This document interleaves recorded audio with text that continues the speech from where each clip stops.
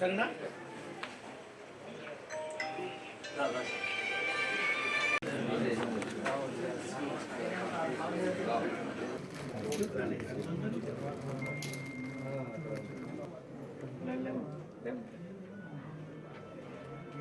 ముందుగా మీ ద్వారా ప్రకాశం జిల్లా ప్రజలకి, రైతు సోదరులకి, రాష్ట్ర వ్యాప్తంగా ఉన్న రైతులకి, ప్రజలందరికీ కూడా సంక్రాంతి శుభాకాంక్షలు.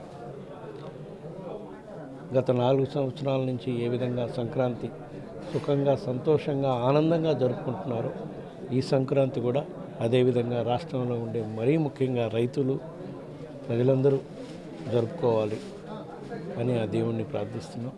ఎందుకంటే గత 5 సంవత్సరాల నుంచి కూడా మా ప్రభుత్వం వచ్చిన తర్వాత మా గౌరవ ముఖ్యమంత్రి జగన్మోహన్ రెడ్డి గారి నాయకత్వంలో రైతుల సంక్షేమం కోసం, రైతుల మేలు కోసం ఎన్నో కార్యక్రమాలు చేస్తున్నారు.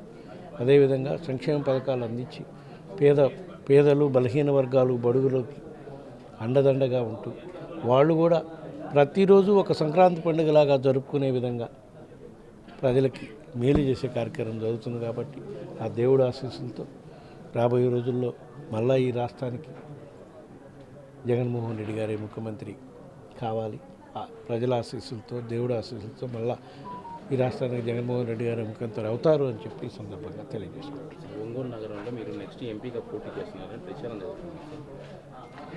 నేను 2014 నుంచి 19గా ఇక్కడ పార్టీ ఆవిర్భావం నుంచి ఉన్నా. అప్పుడు జగన్మోహన్ రెడ్డి గారి ఆదేశాల మేరకు ఒంగోలు ఎంపీగా పోటీ చేసి గెలవడం జరిగింది. 5 ఏళ్ళు ప్రజలకు సేవ చేసి ఆ తర్వాత జగన్మోహన్ రెడ్డి గారి నిర్ణయం మేరకు నన్ను పార్టీ వ్యవహారాలు చూసుకోమని చెప్పారు. ఆ విధంగా చూసుకుంటూ కూడా 2019 వరకు పనిచేశారు.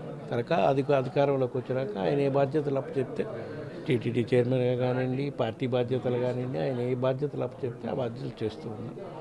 ఇప్పుడు కూడా జగన్మోహన్ రెడ్డి గారు ఏ నిర్ణయం తీసుకొని ఏ బాధ్యతలు అప్పచెప్తే ఆ బాధ్యతలు చేసేదానికైతే నేను సిద్ధంగా ఉన్నాను. కానీ ఒంగోలు ఎంపీగా నిలబడటానికి మాత్రం నేను లోగన్ అడిగినప్పుడే చెప్పాను. కంటిన్యూగా 2019లో కూడా నిలబడి ఉంటే కంటిన్యూ అయితే బాగుండేదండి. గ్యాప్ వచ్చినాక ప్రజలకు మనం సమాధానం చెప్పలేము. అందుకని ఎంపీగా డైరెక్ట్గా ప్రత్యక్షంగా నేను నిలబడినా అని చెప్పాను. జగన్మోహన్ రెడ్డి గారు ఏ విధంగా నిర్ణయం తీసుకున్నా దానికి అనుకూలంగా ఏ నిర్ణయం అయినా జగన్మోహన్ రెడ్డి గారు తీసుకున్న నిర్ణయాన్ని కట్టుబడి పనిచేస్తాను. సార్, మీరు వెలుగొండ కోసం మీరు పాదయాత్ర చేశారు, మీరు ఎంపీగా నిలబడ్డారు. ఒక్క వెలుగొండ కోసమే కాదమ్మా, వెలుగొండ కోసం, జిల్లాలో ఉండే కిడ్నీ బాధితుల కోసం, జిల్లాలో ఉండే అప్పట్లో ఉమ్మడి జిల్లాలో ఉండే రామాయపట్నం పోర్టు కోసం అన్ని విధాలా పోరాటం చేశాం. కాబట్టి ఈరోజు అవన్నీ సాధించుకొని ఆ కళను సాకారం చేసుకునే రోజులు బహుశా ఒక నెల రోజుల్లోనే రాబోతున్నాయి. రామాయపట్నం పోర్టు అయితే నెక్స్ట్ మంత్లో ముఖ్యమంత్రి గారు ఇనాగరేషన్ చేసే కార్యక్రమం ఉంది. వెలుగొండ ప్రాజెక్టు కూడా దురదృష్టవశాత్తు 2.5 సంవత్సరం కరోనా వల్ల పనులు జరగక ఇబ్బంది వచ్చినాయి. అయినా సరే కంప్లీట్ అయిపోయినాయి. 2 టన్నల్స్ బహుశా ఈ నెలాఖరుకో ఫస్ట్ వీక్లోనూ గౌరవ ముఖ్యమంత్రి గారి చేతుల మీదుగా వెలుగొండ 2 టన్నల్స్ కూడా ఓపెన్ చేసుకోవడం జరుగుతుంది.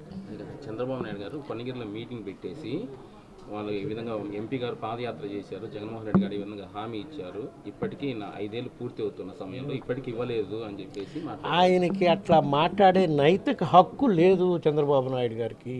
ప్రకాశం జిల్లా ప్రజలను తీవ్రంగా మోసం చేసిన వ్యక్తి చంద్రబాబు నాయుడు గారు. ఎందుకంటే వెలుగొండ ప్రాజెక్టు విషయంలో కానీ, రామాయపట్నం పోర్టు విషయంలో కానీ, శిలా పలకాలకే పరిమితమైనాడు. కానీ ఆయన అధికారంలో ఉన్నప్పుడు ఏ రోజు ₹1 నిధులు ఇచ్చి ఆ టన్నల్స్ కంప్లీట్ చేసి ప్రజలకు అందియాలని ఏ రోజు ఆయన ఆలోచన చేయాలి. నేను నా పాదయాత్రలో కానీ, గౌరవ ముఖ్యమంత్రి జగన్మోహన్ రెడ్డి గారు అప్పుడు ప్రతిపక్ష నాయకుడిగా ఉండి పాదయాత్రలో కానీ ప్రకాశం జిల్లా వరకు చెప్పిన 2 ప్రధాన అంశాలు Veligonda project, Ramayapatnam port 2 complete చేసి ప్రజలకు అందించే కార్యక్రమం కూడా రాబోయే ఒక నెల రోజుల్లో చేస్తున్నాం. కాబట్టి గర్వంగా చెప్పుకోగలుగుతున్నాం. ప్రకాశం జిల్లాని అన్ని విధాలా ఆదుకుంది వైఎస్ఆర్ కాంగ్రెస్ పార్టీ ప్రభుత్వం, మా ముఖ్యమంత్రి జగన్మోహన్ రెడ్డి గారు. ఎన్నిసార్లు చెప్పాలమ్మా, ముఖ్యమంత్రి గారు ఏ నిర్ణయం తీసుకుంటే దానికి కట్టుబడి పనిచేస్తాం.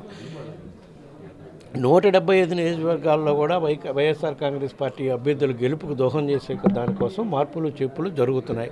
దాంట్లో భాగంగా ఏ అభ్యర్థిని పార్లమెంటుకి పెట్టినా, ఏ అభ్యర్థిని అసెంబ్లీకి పెట్టినా కార్యకర్తలు, నాయకులు అందరం కలిసికట్టుగా పనిచేస్తాం. మన అభ్యర్థిని విజయానికి కృషి చేస్తాం. అది ముఖ్యమంత్రి గారు చూసుకుంటారమ్మా. మాగంటి టికెట్ ఇవ్వమని చెప్పడానికి మనం ఎవరు, టికెట్ ఇవ్వద్దని చెప్పడానికి మనం ఎవరు? ముఖ్యమంత్రి గారు ఎవరికి గెలుపు అవసరాలు బాగున్నాయి, ఎవరికి ఇస్తే పార్టీకి మేలు జరుగుతుందని ముఖ్యమంత్రి గారు నిర్ణయం తీసుకొని ఇవ్వటం జరుగుతుంది.